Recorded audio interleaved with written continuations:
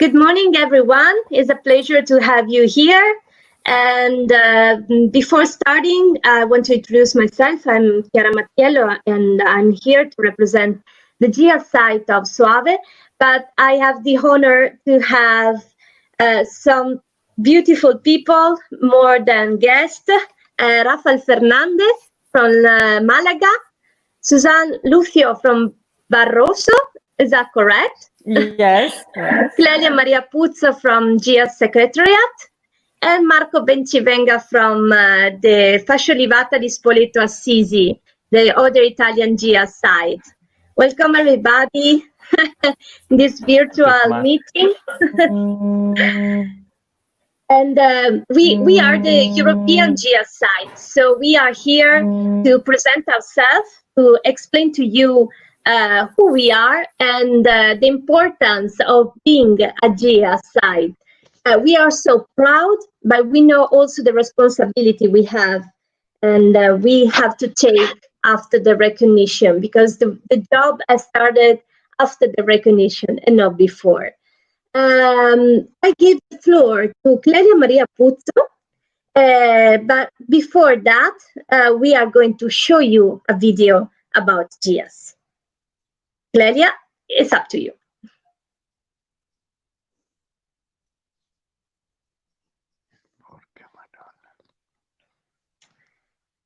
If you want to comment, to make some comment, just write down on your on our Facebook, and if you want, just make share party, and you will share this program with your audience, and just comment and ask us. We are very happy to reply to you.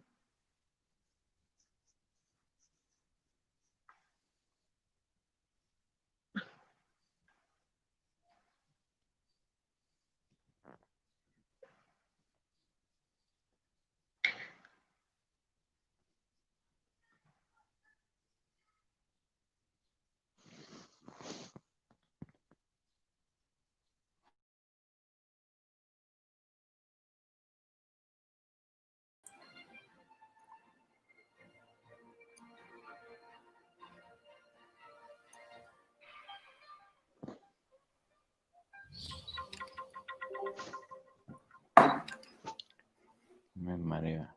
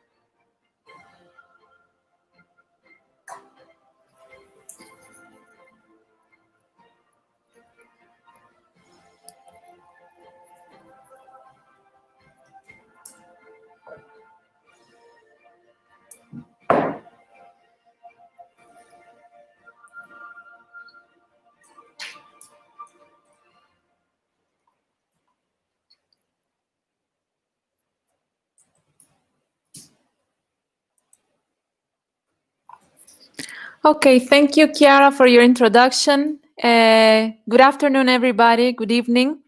I'm Clelia from the GIAHS Secretariat, as Chiara mentioned. First of all, I thank the GIAHS site of Soave for organizing this direct. Thank you for inviting other European GIAHS sites to explain and to share their experiences on GIAHS. I would like to make a very short introduction of what GIAHS means.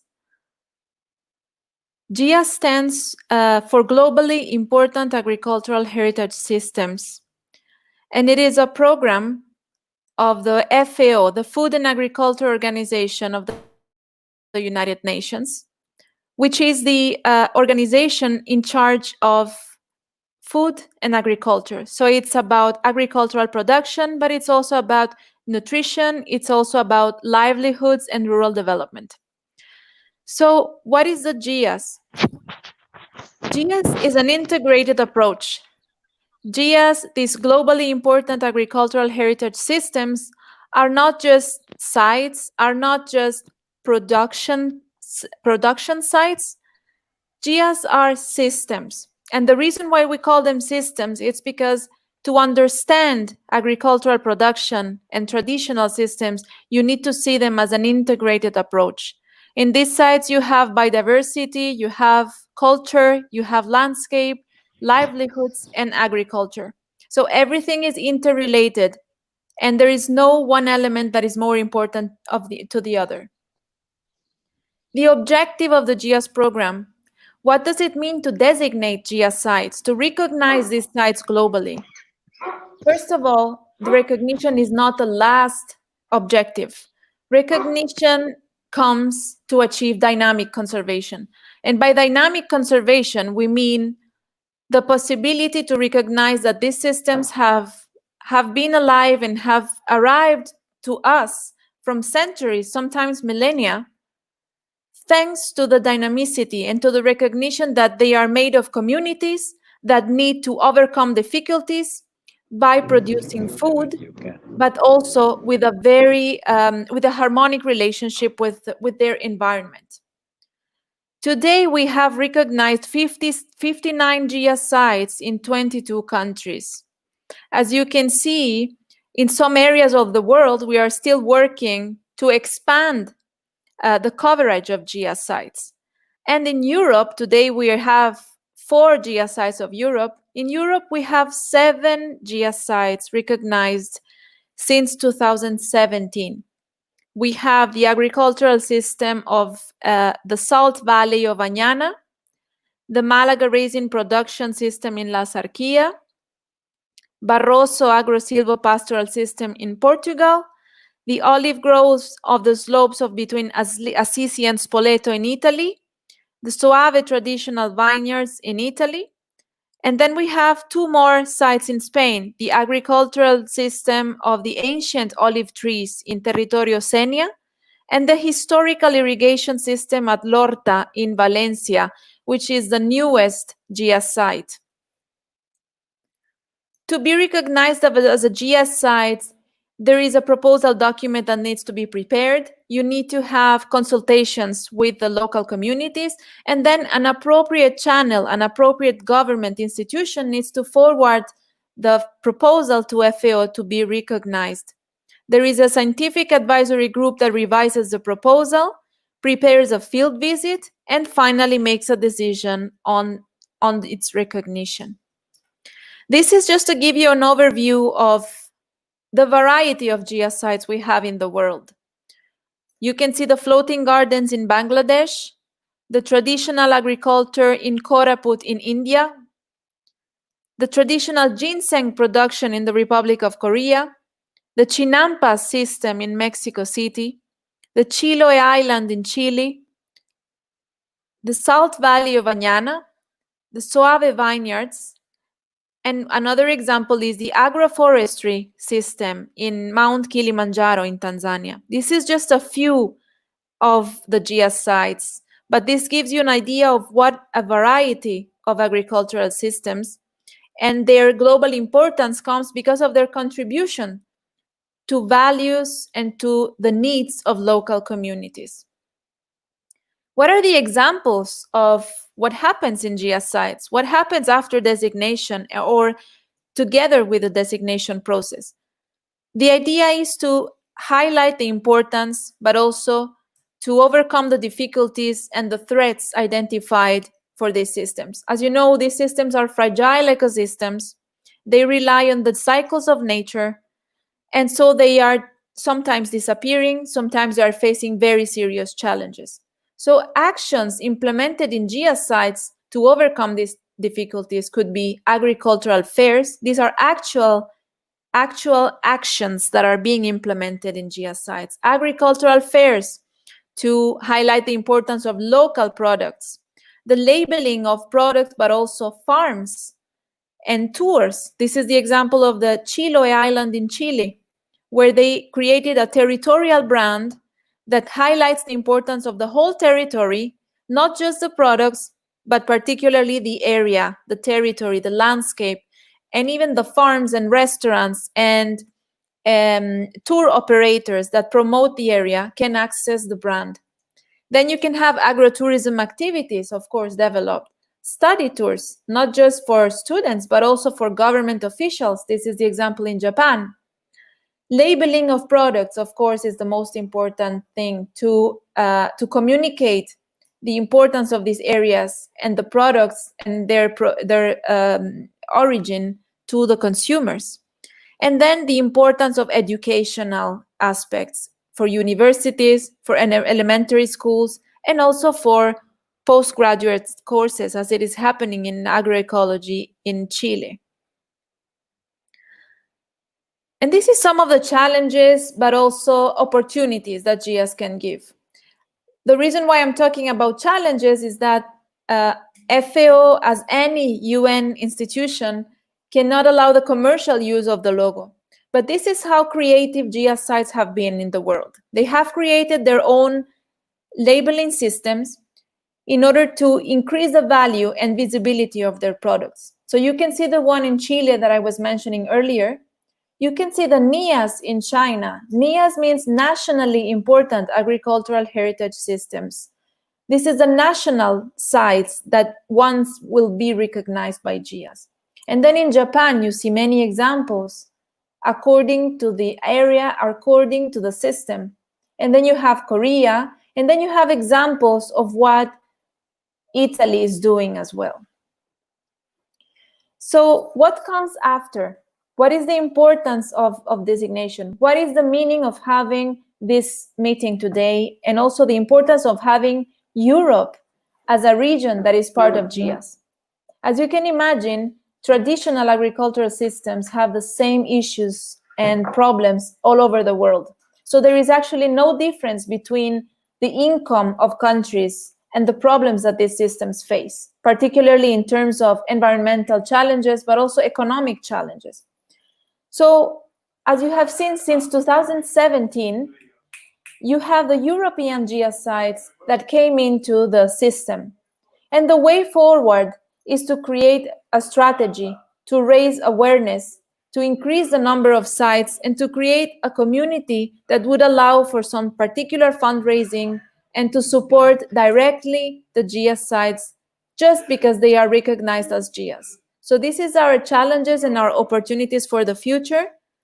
I'm happy that we will hear directly from the GIAHS sites and their experiences. And I thank you for your attention.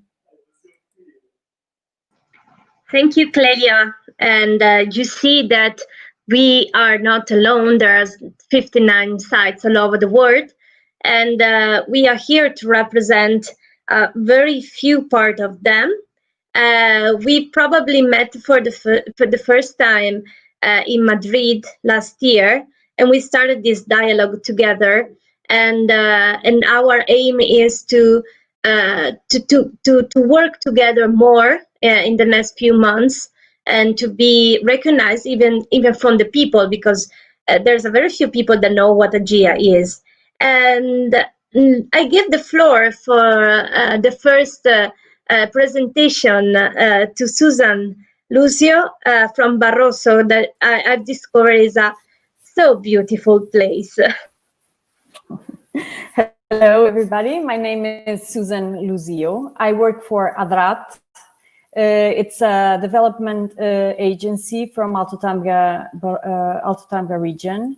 We were the association that applied for the classification of GIAHS, together with some universities and also the Ministry of Agriculture in Portugal. So I'll begin the presentation. I'll share the screen. Those are technical issues. Okay, I think it's. Sorry. Okay. Yes, we can see it. Can you see it? Can you see it? Hello? Yes, yes. Yes? Yes. Okay, okay, good. Okay, good. Barroso Agro-Sylvo-Pastral system was classified in April of 2018. And Barroso is located in the north of Portugal, in Alto Tâmega region, with a surface of 1,227 square kilometers. The Alto Tâmega region is composed by 6 municipalities, but the Barroso site is only 2, Montalegre and Boticas. The population of these 2 municipalities are 15,598 inhabitants. So, the Barroso territory is a mountain area whose general aspect is a compact mass of highlands and plateau separated by a large depressions and crossed by many rivers and streams. There is a clear relevance of 2 mountains. This one here, it's GIAHS, with 1,545 meters, and Larouco, which is 1,525 meters. They are the second and the third highest mountains in Portugal, not considering the islands. So the land structure is typically a private small holdings, as you can see in the picture, but with highly relevant presence of communitarian areas with a much larger dimension, in several cases with some thousand of hectares. These communitarian areas are mainly occupied by semi-natural pastures and forests, with very important for the extensive pasturing and wood production. The Barroso has a great diversity of ecosystems managed and used by man along centuries, which enhances the diversity of flora and fauna. Many of these species have specific status and categories concerning their conservation and protection, both national and international level. In particular way, all autochthonous breeds have an important diversity and genetic relevance, resulting from decades and centuries of variety selection according to the human needs and to adaptation of environment conditions. The management of the meadows take advantage of the natural topographic features and the physiologic cycles of vegetation. It is one of the main and ancient knowledge systems that is still present, being vital for all agrarian systems of Barroso. The social organization and values system reflects the need of human population to adapt to the environment and to live in a collective way, deeply related with rural practices and way of life. It is based on a strong feeling of unity and cooperation between neighbors, but made possible to maintain until our days many of the old traditions and methods. Okay, thank you. Thank you very much, Susan. And we are going to expect some questions from our audience. Next, I give the floor to our friend from Malaga, and we have something in common, that is the drying system. So Soave and Malaga have really something in common, but the production is completely different. So it's a pleasure to give the floor to you, Rafael.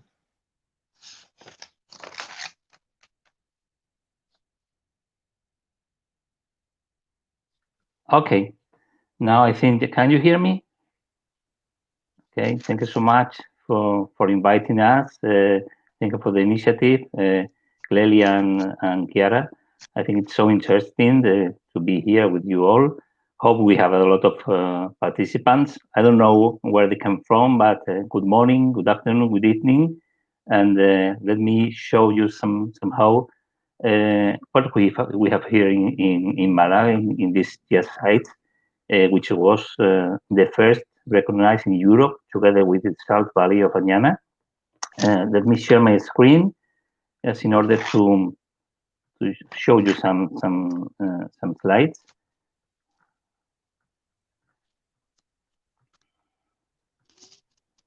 Yeah, I hope you can see my screen now. Okay, well, the GIAHS site in Malaga is called the Malaga Raisins Production System in Lanzarote. First of all, I would like to show you where we are located.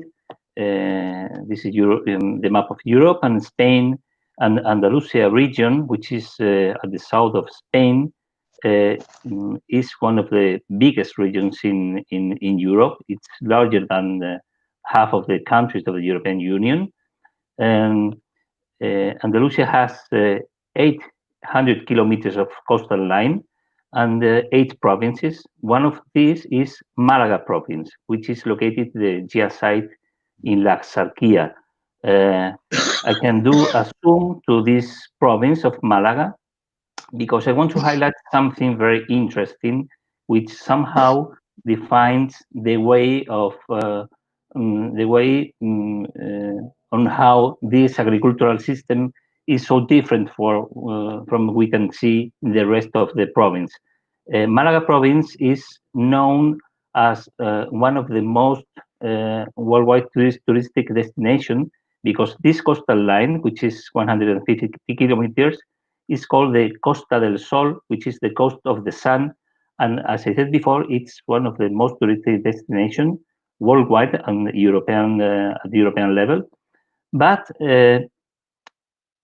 what we have inside the province is that being a coastal province, it is so mountainous in the inland.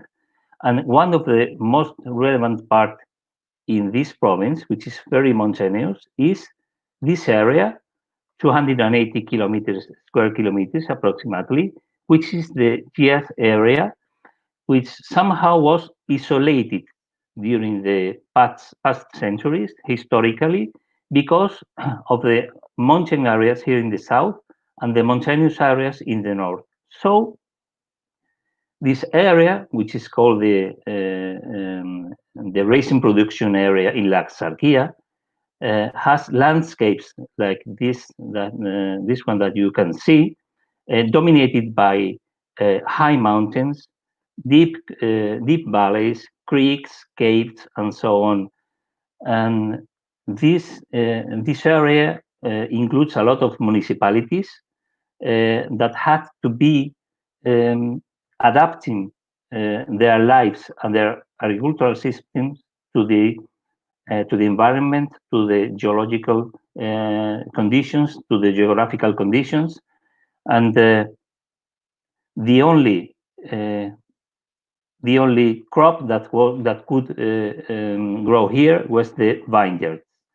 In Lanzarote, we can find shallow soils, very poor agricultural soils, steep slopes, very poor in organic matter, with high risk of erosion, which conditionate a lot the possibilities of agricultural production, and what we can call an heroic vine growing, because people here have to be adapted to this condition in order to get the most of this to this land. So the only cultivation possible was the vineyard. In fact, these vines of the variety Muscatel is the most predominant in this area. As you can see, the soils are very poor, and basically you can grow only the vines. During the agricultural process, the man has to find the way of cultivating. You can see the steep slopes. No machinery can be used here, so the man had to use their imagination, their knowledge to build ways of cultivating this. During the harvest, as you can see, all the animals are able to help the man to do the harvesting. So we have these lovely grapes that will produce, after all, the raisins, the famous raisins of Malaga. Everything has to be done by hand, and it is mainly family agriculture where all the family helps in the processes. Normally, men do the agricultural work and the harvest, and the women and maybe the child used to work in the farmhouses where the grapes are picked up to be dried by the sun in these drying floors. In the farmlands, it is very common to have these drying floors where the grapes are extended and are naturally dry by the sun. Here we have these structures where we have some shades. Now they are folded, but they can be unfolded in order to avoid the rain to get in contact with the raisins, so they can rot, or even we can avoid an excessive sun heating. After the drying, here you can see the farmland and the drying floors, and after this process, we can have these raisins that are naturally produced. Everything is handy made, and all the knowledge is acquired and passed from generations to generations. Apart from the raisins, we can have also another unique product, which is the sweet wine of the Axarquia, coming from the raisins at different degrees of dryness. So, why we thought it was necessary to protect the Malaga raisins production system? First of all, to maintain an ancestral production system, to safeguard the knowledge that was being developed during centuries, to conserve the landscape, preserve the culture and traditions, because all the local communities live according to the needs of the agricultural production system, fix the population into the territory. I must say that these municipalities are very little, ranging between a couple of hundreds of inhabitants to a couple of thousands, so they are very little. And we need to maintain the population within this territory, to maintain the economic activity and to keep the profitability of the productions, and also grant international recognition. When we listen to the people here, they say that their father, their grandparents never had a recognition. This hard work never was recognized, and this was the first recognition, and it was at world level, at worldwide level. So it is so important for them. Why GIAHS? Because we wanted to increase local, national, and international benefits thanks to the designation, to boost the sustainable management and the preservation of the system, also to transfer the agricultural heritage, because without protection, we think that it will be lost, and to increase the feasibility of the crop and the system, and also the profitability. If the agricultural production is not profitable, people go to other places where tourism is a profitable item, and maybe we not only lose the agricultural production, but also the heritage, the knowledge, the crafts, the arts, and so on related with the system. I want to highlight that the process was fostered by the local communities and the sector itself. It was not fostered by the regional government or any political, but it was fostered by the sector itself. What it was so important because everyone has the same target. The region, the area began a participative process to do the candidacy that ended in Rome in April 2018, as the first GIAHS site in Europe. So this is what we can offer to you. You are all invited to visit us. It's a lovely region, it's a lovely system, it's a lovely people. So we wait you here. Thank you so much.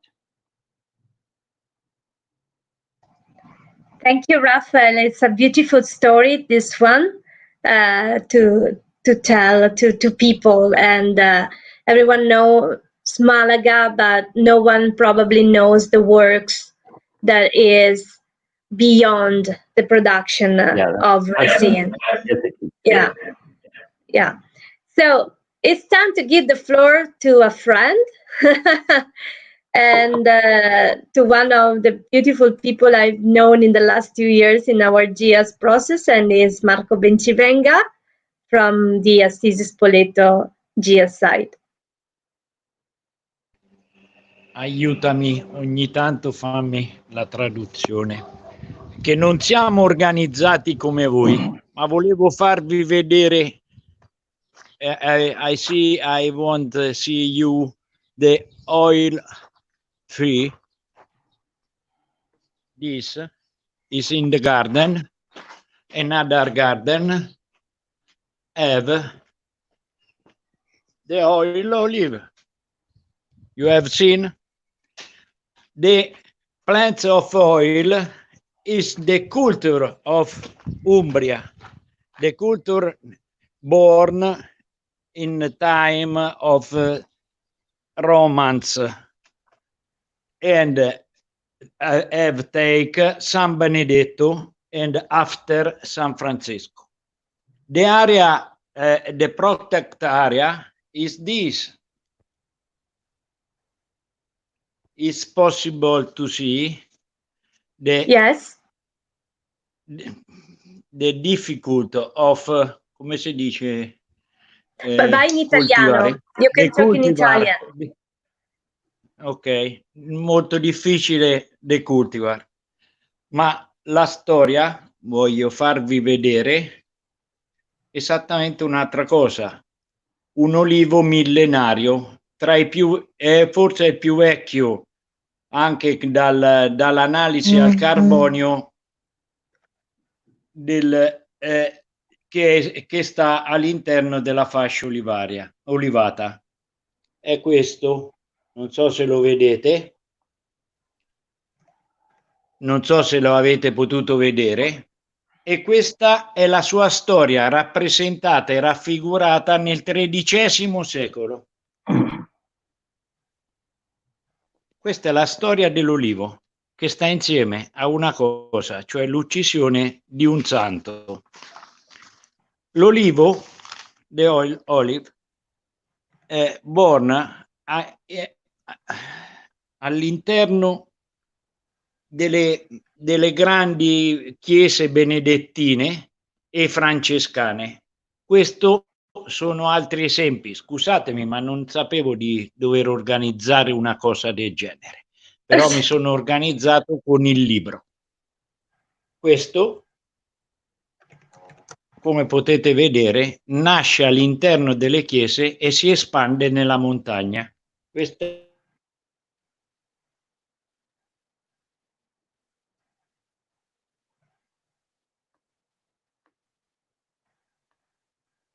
Marco?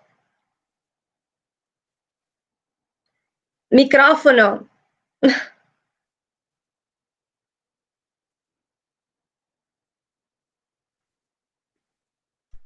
E chi me l'ha tolto? Ogni tanto va via, scusate, ma ho solo un telefonino perché gli uffici sono tutti chiusi. Scusate. Ok. Allora, Olivo nasce all'interno delle chiese benedettine, ecco l'esempio, e raffigurato storicamente nel 1400 da San Francesco, ecco il disegno del 1400 di Binozzo Gozzoli, dove di fronte si può trovare esattamente il monte Subasio, che fa parte esattamente della città di Assisi.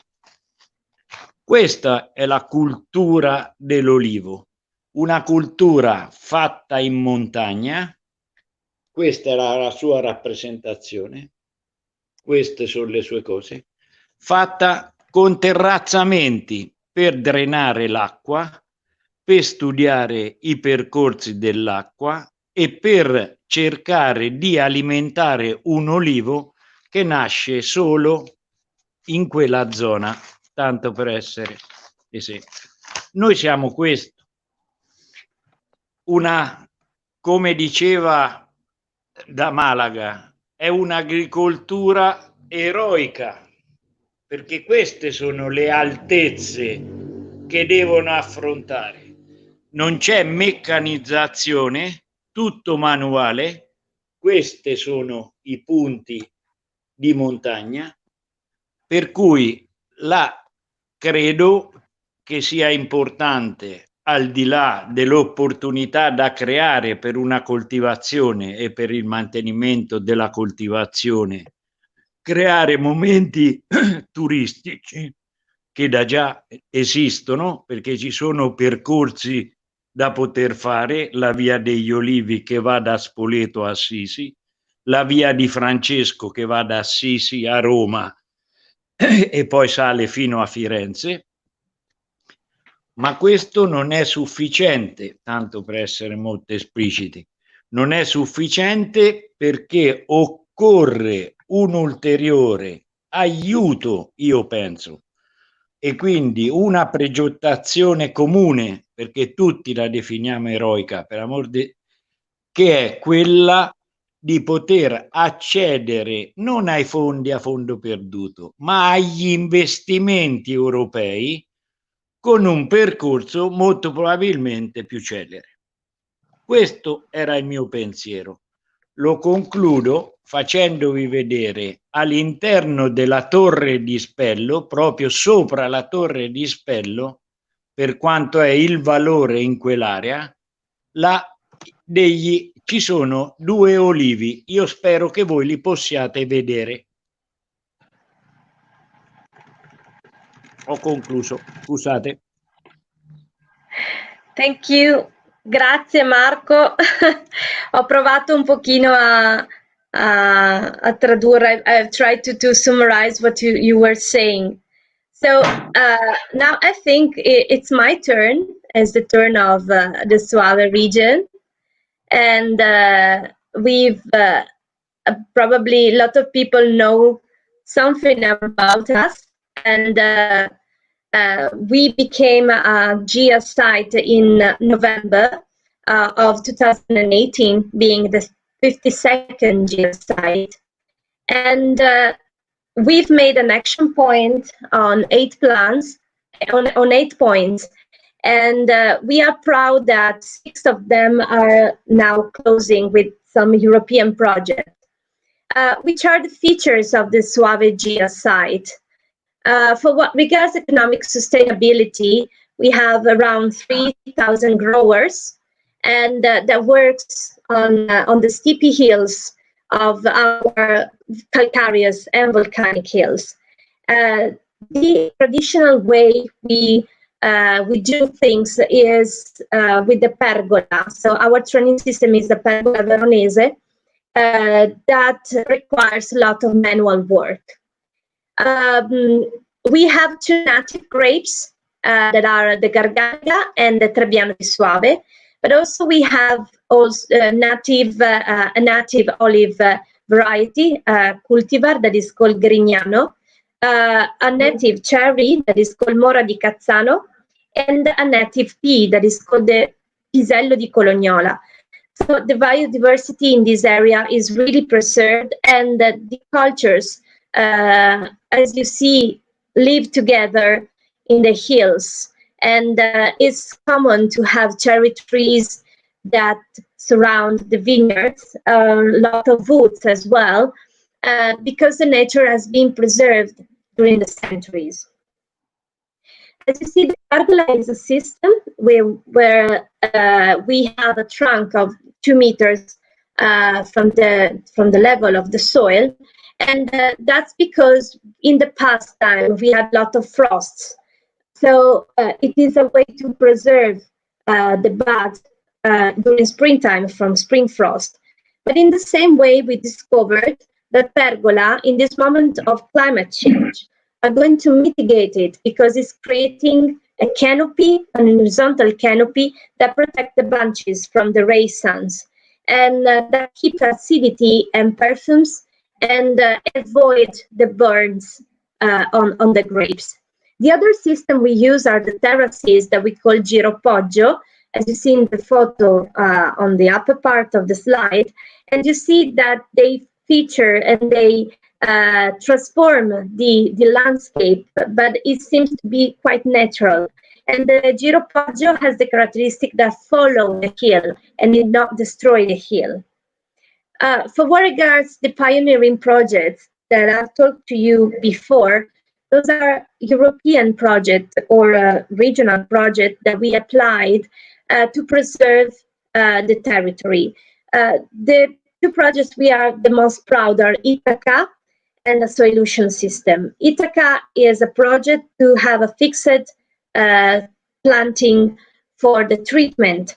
And in this way, the operators cannot go anymore inside the vineyard.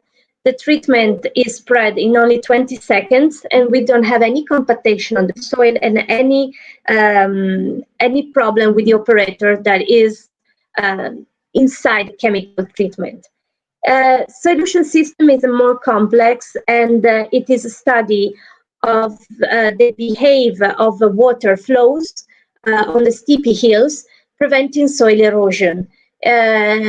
With what? With the drone study, with the cropping, the cover crops, with the autochthonal indigenous herbs, and as well the preservation of biodiversity. That is a process with our agricultures of awareness. This is a picture of what is very close, that make close our system to the one of Malaga. We dry the grape as well, but we dried it on this called arele. And but the ancient system, what this one, that was the nets. So we hung the grapes from the ceiling and they dry naturally. Or we tie the shoots with willow branches.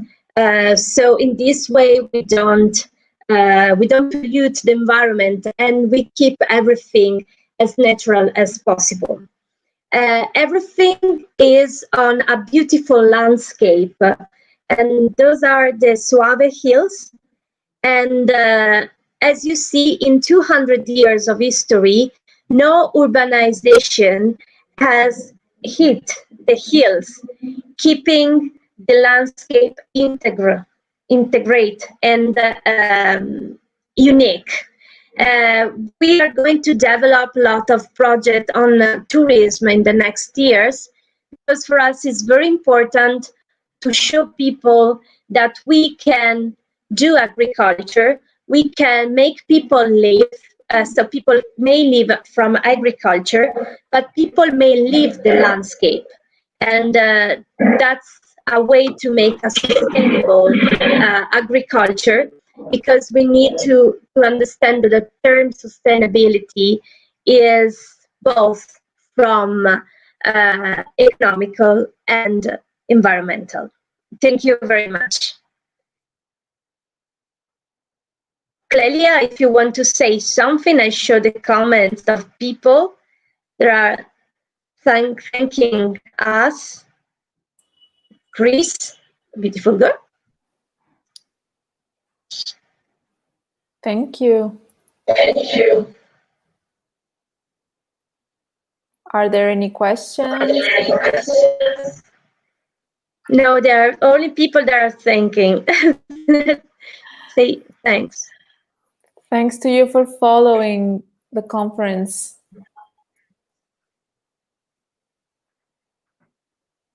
Okay, so we have very enthusiastic people. Even I'm glad to see these people here today. Yeah, there was a good audience.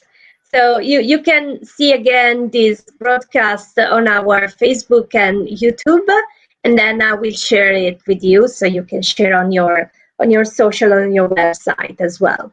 And I think it's going to be the beginning of a path we can do together.